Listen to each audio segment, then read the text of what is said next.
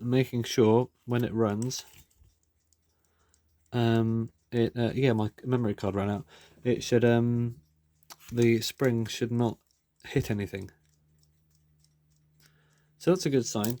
And now, finally, on this last part of the series, because a new video started thanks to my phone automatically wanting to make a new video because the maximum file size was reached.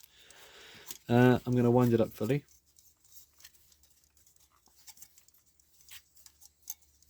Ideally you put some grease on here, but I don't have any grease on that main spring. So I'm going to use oil instead.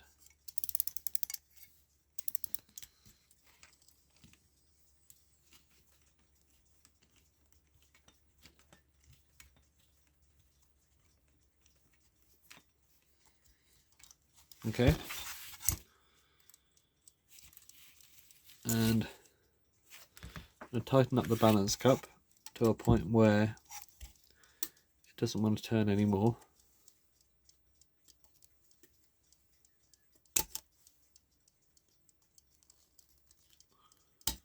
And then back off about a turn. There should be a minimal play in here, but it should be still able to spin. Just like that. So I'm just going to oil it all.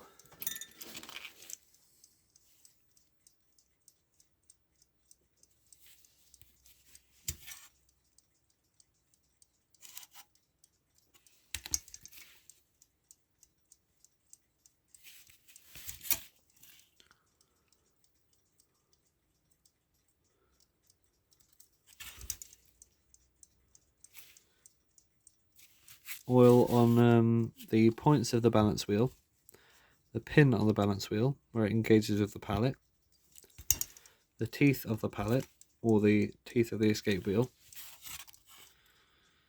pins rather, not teeth,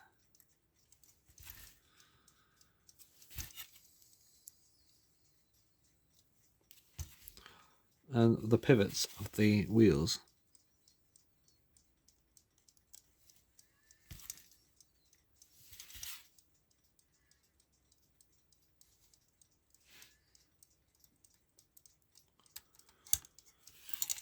But don't put massive blobs on there, otherwise it'll just run down. You want it to stay within the boundaries of the sort of little indentation.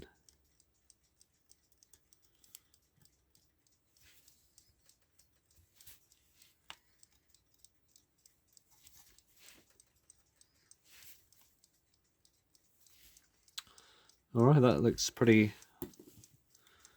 oily to me. So now I'll put my oil back and we should have a good functioning running movement. This motion on the balance wheel is very good. Something on there though. Yeah, you want a nice long swing. So this is the kind of thing you're looking for. I'm very happy with that. So yeah, I mean I was going to start a new video now, but my phone did that for me already. So I'm just going to carry on with the case reassembly. So this is slightly different to the usual case reassembly for a Smith's alarm clock because of the case design. So I'm going to put, I'd usually put the movement into the case now. However, instead I'm going to put the dial on the movement now, and the hands. Do it this way around. So I'm going to put the dial on. Get the hour hand on its shaft. Make sure all these little tabs are into the tabs on the dial. Just to keep it aligned. You don't need to fold the tabs over or anything. Even if you had to disassemble it, because I don't think they usually are. But we should have all 5 tabs in the edges of here. Same with the round ones, they have 5 tabs, or 3 if it's a later clock. So I'm just going to put the hour hand on an angle away from that. And if I put the time setting knob on, the smaller one, under the middle shaft, and turn the hands, not clockwise, but anti-clockwise, I'm going to turn them 360 degrees around. Made in Great Britain, of course. Very good. It's hard to help the hairs around here, to be honest. Okay, and now I'm going to turn it to 10 or so. Let's say 9 actually, because it's easier on this kind of dial. And then I'm going to put this small alarm hand at the same time. 9 on the dot exactly. Like that. Just press it on with your finger. Or if you have to, use something soft and hard at the same time. Or rigid and hard and soft, not rough. So now, if I continue to turn the hands anti-clockwise, the alarm hand will follow. So let's turn it to 6. And that means the alarm is on at that time. So let's finally get our minute hand, put it on at the o'clock to match the 6. Like that. So the hands are synchronized. And now if I put the top knob on, and I'm going to turn it to a random time, like the alarm, let's say a full hour, like 9 o'clock. Then I turn the hands. I'm also going to turn the alarm on. You can do that by winding up the key, but I'm not going to put the key on right now because I'm just about to take it off again. It should go off at 9. And that is pretty much bang on 9. I'm very impressed with that. Excellent performance. Well done, Triumph. What a triumph you are. So now this clock is fully working and functional. Hopefully it keeps good time, but we'll find that out once we put it in the case. So let's get the case. And with this one, there's a thicker rim on the front. This is the front. This is the back with the thinner rim. So I'll put it face down. So the glass, which I've wiped down, should neatly slot into there. Like that. And then we have this matting ring or spacer, which I'll put in now.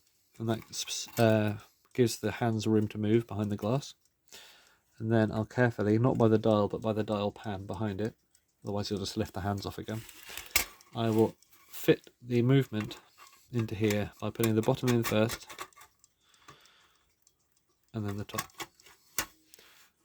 It looks like we failed actually, so let's try that again. And we want to get those little feet there under those rivets in the bottom. See that? Those rivets are actually on top, which is good. So it stopped. There we go, probably just my fingers being on it. Let's take our knobs off again. That's what it looks like now from the front, which is very good. That's how it should look. Now we need to get lots of excess washers. I think that's from something else actually. This is the alarm button. And this is the alarm button thread thing. So what I'm going to do is I'm going to put it this way in, like that, and hold it with my finger there where the button goes in, and I'm going to thread the button in the top so that I can manage to line it up somehow and get that thread to go into that metal piece. It doesn't look easy, but I'm sure it's doable.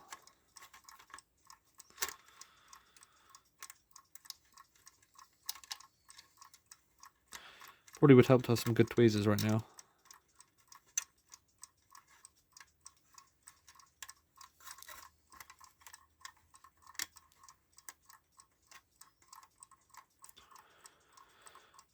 Okay.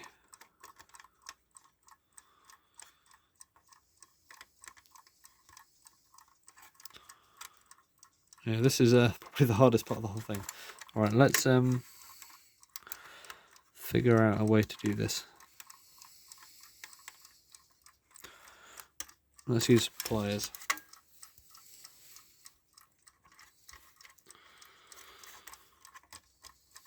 Get it in like that, and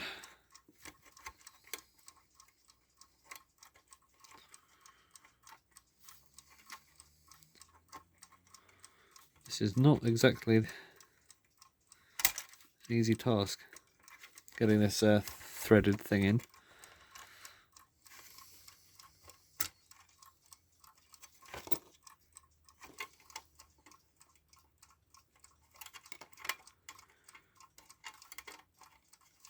Okay, we've finally threaded in there. So, just to secure it in, I'm going to keep the movement pressed up against the front of the clock and take my socket off because it's the biggest size, and screw it up like that, so it's nice and rigid. Now finally, let's take a last look at the front. That looks pretty good to me. Why is it? Oh, something up. Let's get the back. Which probably could. This whole thing probably could use a bit of a clean, cosmetic-wise. Slot it under there, and finally, the last leg of our journey. It's getting these nuts on.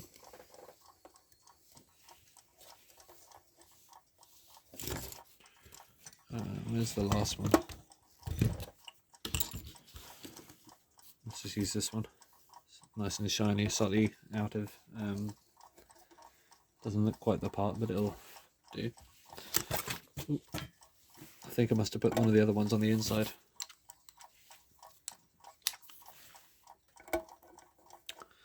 And doing up all of them. Like that. I mean, not as tight as can be, but tight enough to not make it wiggle around. Then finally, the last step is threading on the keys.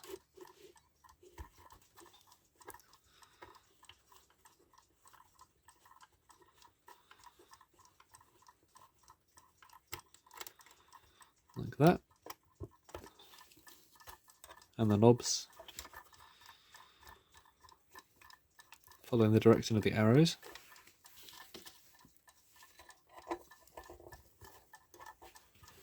And our other key. And just listen to that tick.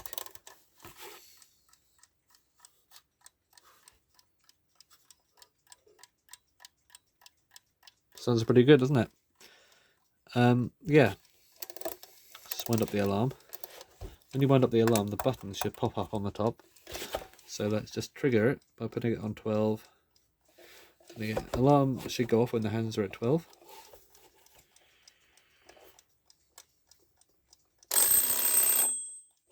Close enough. Yeah, the alarm hand itself wasn't exactly on 12.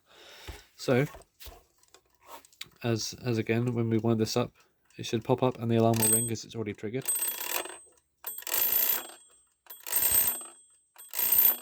Excellent. So, we have a functioning Smith's Triumph. The only test remaining is to, well, test the timekeeping, isn't it? So I'm going to set this to the real time, which is in fact probably not 3 o'clock yet. It is 11:11. Okay, that's a cool time. 11:11. Let's set the alarm to 7:30, just to make it rhyme. And we should have a good one. So, thank you for watching. Happy with that.